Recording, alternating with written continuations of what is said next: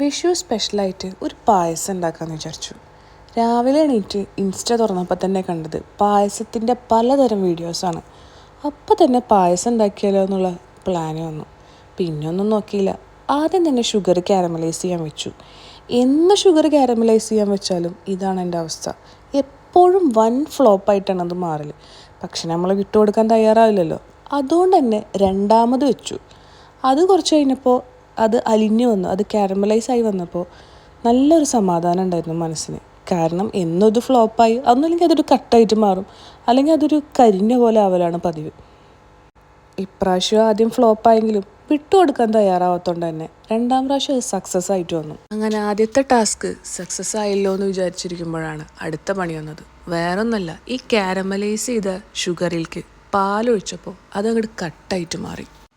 പിന്നെ എന്ത് കാട്ടിയിട്ടും ഒരു രക്ഷയില്ല. ഇനിയിപ്പോൾ എന്തത് ചെയ്യാന്ന് ആലോചിച്ചിട്ട് അതും ഒരു പിടി കിട്ടണില്ല.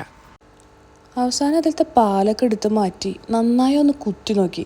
കുത്തി കഴിഞ്ഞാൽ പോരോന്ന് വിചാരിച്ചിട്ട്, പക്ഷെ ഒരു രക്ഷയില്ല. അവസാനം അതിലേക്ക് വീണ്ടും ആ പാലനെ ഒഴിച്ച് ലോ സിമ്മിലിട്ടിട്ടൊന്ന് തിളപ്പിച്ചെടുത്തു. അപ്പോൾ അത് നന്നായി അലിഞ്ഞു വന്നു. അപ്പോൾ ഉള്ളിൻ്റെ ഉള്ളിലൊരു സമാധാനമായി. അപ്പോൾ പിന്നെ കാര്യം പിടികിട്ടി, ഇതിങ്ങനെയായിരുന്നു ചെയ്യാന്നുള്ളത്. അങ്ങനെ പിന്നെ ഈ കുറുകി വന്ന പാലിലേക്ക് റോസ്റ്റഡ് സേമിയ ഇട്ട് കൊടുത്തു. നന്നായി തിളപ്പിച്ചെടുത്തു. അത് നന്നായി ഇളക്കി തിളപ്പിച്ച് വേവിച്ചെടുത്തു. ഓൾമോസ്റ്റ് പായസം സെറ്റായി വന്നു. ആ ഒരു ടൈമിൽ അത് താളിക്കാൻ വേണ്ടിയിട്ട് കുറച്ച് നെയ്യും കാഷ്യൂ നട്ടും ഇട്ടിട്ട് റോസ്റ്റ് ചെയ്തെടുത്തു. ഈ നെയ്യിൽ കിടന്നിട്ട് കാഷ്യൂ റോസ്റ്റ് ചെയ്യുമ്പോൾ ഒരു മണമുണ്ട്. ഒരു രക്ഷയില്ലാത്തൊരു മണമാണത്. എല്ലാവർക്കും ഇഷ്ടമാവുമെന്നറിയില്ല, പക്ഷെ എനിക്ക് ഭയങ്കര ഇഷ്ടമാണ് ആ ഒരു മണം.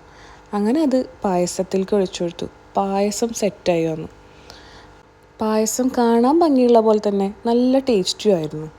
പായസം ഉണ്ടാക്കൽ ഒരു ടാസ്ക് തന്നെയായിരുന്നു. പക്ഷേ അത് പായസം കുടിച്ചു കഴിഞ്ഞപ്പോൾ സെറ്റായി മാറി. തോറ്റു കൊടുക്കാൻ അങ്ങോട്ട് തയ്യാറാവാത്തതുകൊണ്ട് തന്നെ പായസം നല്ല അടിപൊളിയായിട്ട് വന്നു. കുറേ അധികം ടാസ്കുകൾ ഉണ്ടായിരുന്നെങ്കിലും ടേസ്റ്റിനൊന്നും കുറവുണ്ടായില്ല. അപ്പോൾ ഓക്കെ, ബൈ. അടുത്ത വീഡിയോയിൽ കാണാം.